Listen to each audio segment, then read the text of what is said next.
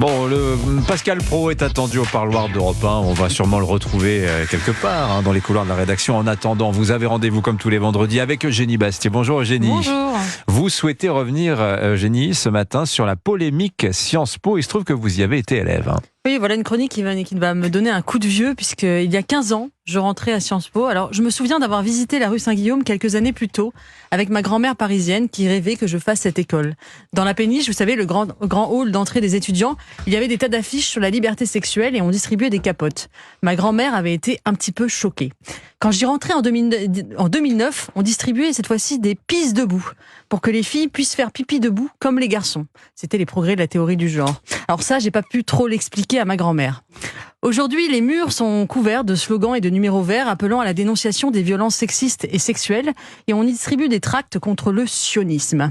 Le gauchisme culturel a muté en un climat de sectarisme et d'intolérance dont les fruits vénéneux ont éclaté au grand jour. Alors, est-ce que vous avez vous-même vécu, Eugénie, ce sectarisme ? Oui, bien sûr, parfois à bas bruit, parfois plus violemment. C'est pas grand-chose, mais je me souviens avoir été avec mes petits camarades sifflés et traités d'homophobes par des militants LGBT parce que nous allions voir une conférence sur le pape François en plein débat sur le mariage pour tous.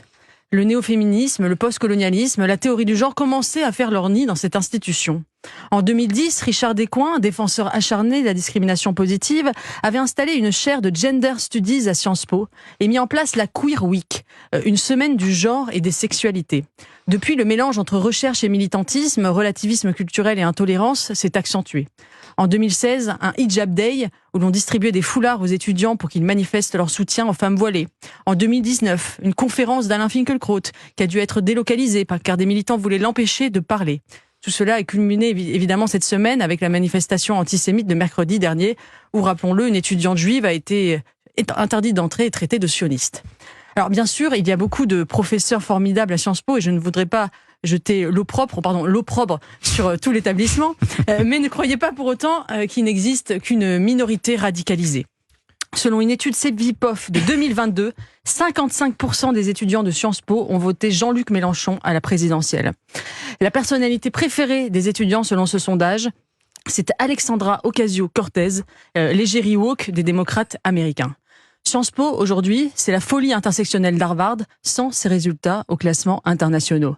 La fabrique des élites est devenue le laboratoire d'un wokisme à la française. Alors aujourd'hui, l'administration de Sciences Po semble réagir face à ces dérives, Eugénie. Oui, il est temps, mais vous vous souvenez que l'ancienne ministre de l'Enseignement supérieur, Frédérique Vidal, avait suscité un torrent d'indignation parce qu'elle avait annoncé une enquête sur l'islamo-gauchisme à l'université. C'était en 2021. Depuis, que s'est-il passé ? Rien. Il est temps d'agir. Alors hier, j'ai eu la chance d'avoir été à l'Académie française pour la réception de la philosophe Sylviane Agacinski. Elle-même avait été empêchée de tenir une conférence à Sciences Po Bordeaux par des activistes du même acabit que de ceux qui ont semé le chaos mercredi à Paris. Elle l'a dit dans son discours très puissant, je la cite, « La liberté de penser, d'écrire et de parler est menacée par des petits groupes d'activistes érigés en nouveaux censeurs. » Alors on parle souvent de deux gauches irréconciliables. Eh bien, pour l'avenir de l'université française, souhaitons que la gauche Agacinski triomphe de la gauche Sciences Po. Signature Europe 1, Eugénie Bastier. Merci beaucoup, Eugénie. Et je signale que le discours de Sylviane Agacinski, on peut le lire dans les colonnes du Figaro, de même que celui de Marc Lambron, oui, qui le rendait. Oui, voilà, pas une extenso. Il y en a que 2 pages, malheureusement, mais ça permet quand même de se rendre compte de la teneur de son propos, qui est absolument remarquable. Merci beaucoup, Eugénie Bastier. 8h50.